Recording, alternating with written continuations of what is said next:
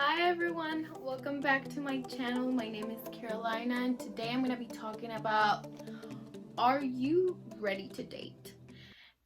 But as always, please share, like, and subscribe to this channel and let's get started. So, you might be thinking, if you have seen any of my other videos, you might be thinking, Carolina, you dated a narcissist. How are you qualified to give us any advice? Okay. And I will tell you, it is because I've had all these unsuccessful relationship and I was with this previous entanglement. I'm just kidding. I'm not gonna bust out Jada Pinkett Smith. My last marriage.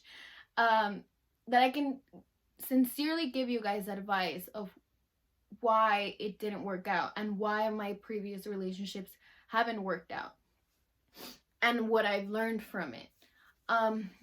I know that for a lot of the reasons of why I allowed the type of behavior that I allowed was because I was incredibly insecure.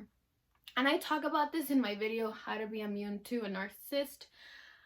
I talk about this importance of having self-confidence and like just having other things in your life that make you happy, because that will drive you to not be in a relationship with a toxic person because you have other bigger and better things going on in your life. But you know, for sitting here, I could play the victim and I could tell you guys that it's everybody else's fault. All the men that I've dated, it's all their fault that that things didn't work out. And I could say that because most of them don't have good relationships even now. They're haven't had, that I know of, any serious, or they're not married, nothing. So I could sit here and be like, see, it's them because they're not even married now. But it's not true.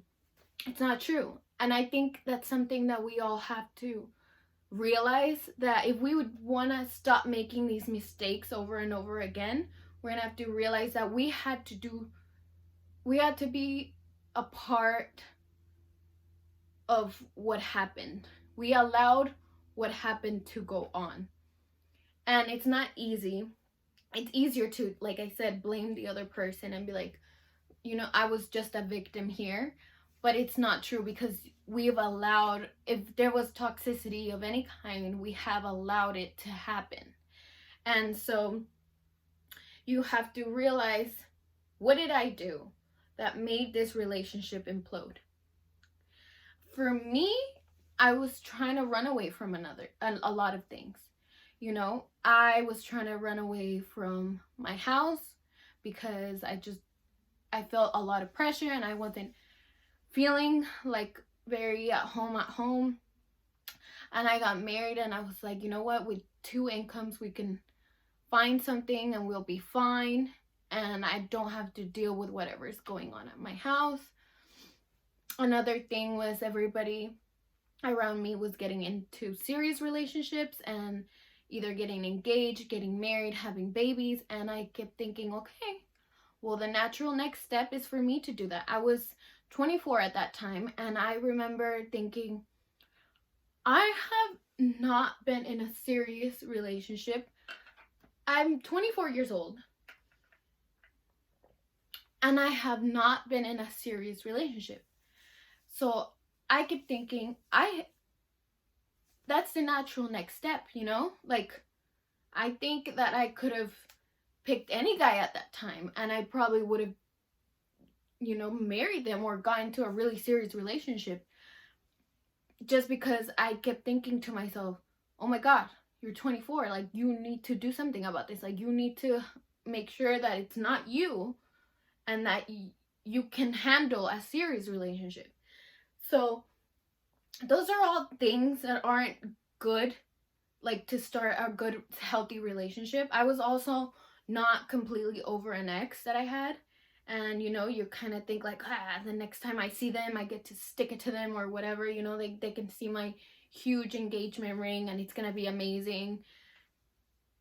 getting into a relationship over all these motives is just, it's bound to it's bound to implode.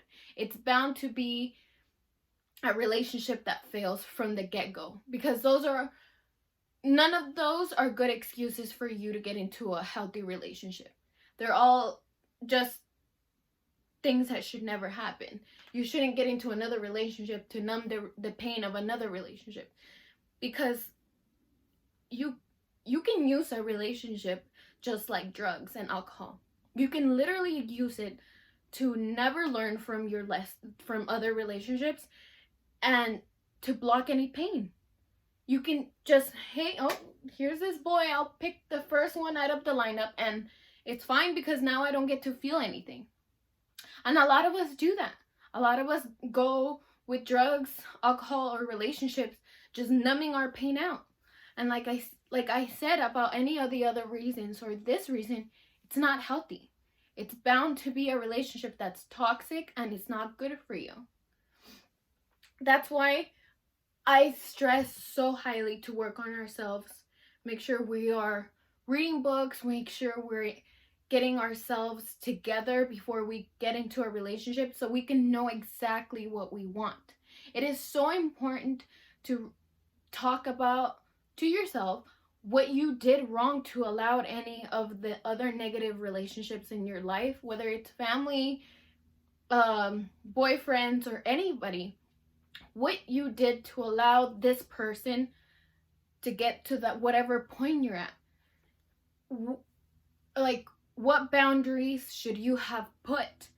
Whether, like I said, it's a boyfriend or family that shouldn't have been broken.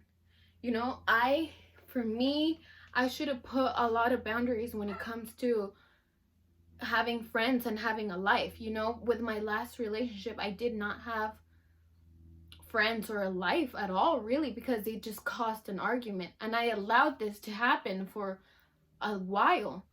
And if you get into a relationship with a person that is wrong for you, you allow this type of behavior to happen, where you could have just solved it yourself and been fine, and you would have just gotten into a relationship with someone that's a partner and not somebody that you're trying to just block something with, whatever that insecurity is. But as always, I like to close out my videos with a lesson.